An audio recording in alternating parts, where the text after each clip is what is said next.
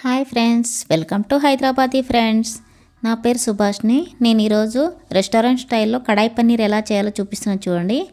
దానికోసం 3 టమాటాలు, 3 onions, 1 capsicum, 1 onion, onion cubes కింద కట్ చేసుకోవడానికి తీసుకుంటున్నాను.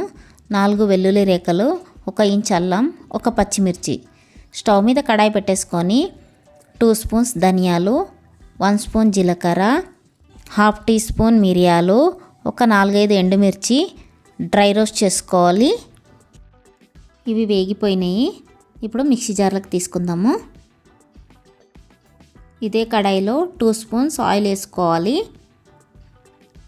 ఇక్కడ ఆనియన్స్ కూడా సన్నగా పొడుగ్గా కట్ చేసుకోవాలి. ఇంకో ఆనియన్ సపరేట్ పెట్టినాం కదా, దాన్ని క్యూబ్స్ కింద కట్ చేసుకోవాలి.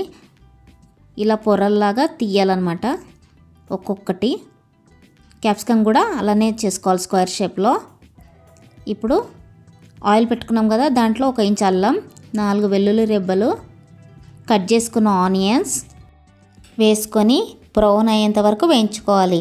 ఇంతకుముందు వేయించి పెట్టుకున్న ఎండుమిర్చి ధనియాల్ని గ్రైండ్ చేసుకొని కోర్సుగా పౌడర్ చేసుకొని ఉంచుకోవాలి.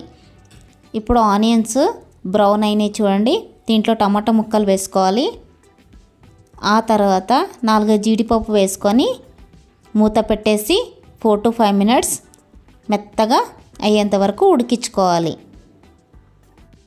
ఇప్పుడు టమాటా ముక్కలు సాఫ్ట్ అయినాయి చూడండి. ఇప్పుడు స్టవ్ ఆఫ్ చేసుకొని చల్లారబెట్టుకోవాలి. ఆ తర్వాత చల్లారాక మిక్సీ జార్లో తీసుకొని పేస్ట్ చేసుకోవాలి. స్టవ్ మీద కడాయి పెట్టేసి 2 స్పూన్ బటర్ వేసుకోవాలి.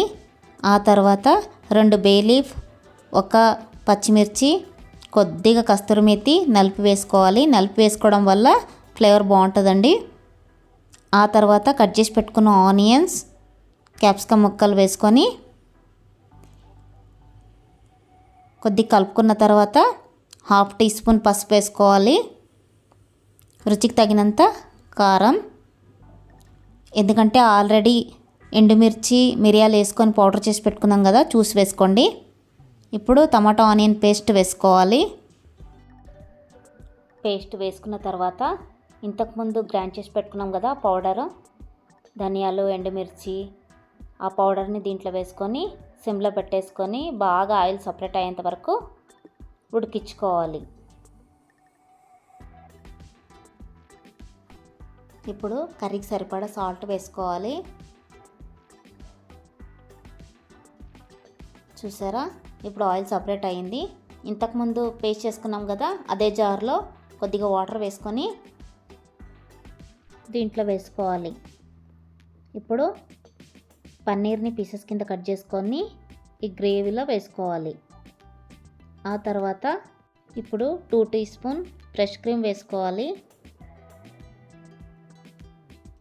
1/2 టీ స్పూన్ గరం మసాలా, కొద్దిగా కొత్తిమీర వేసుకొని సిమ్లో పెట్టేసి ఉడికించుకోవాలి. ఇప్పుడు వేడి కడాయి పన్నీర్ రెడీ. మా వీడియో కనుక మీకు నచ్చినట్టయితే లైక్ చేయండి, షేర్ చేయండి, సబ్స్క్రైబ్ చేయండి. Bye friends.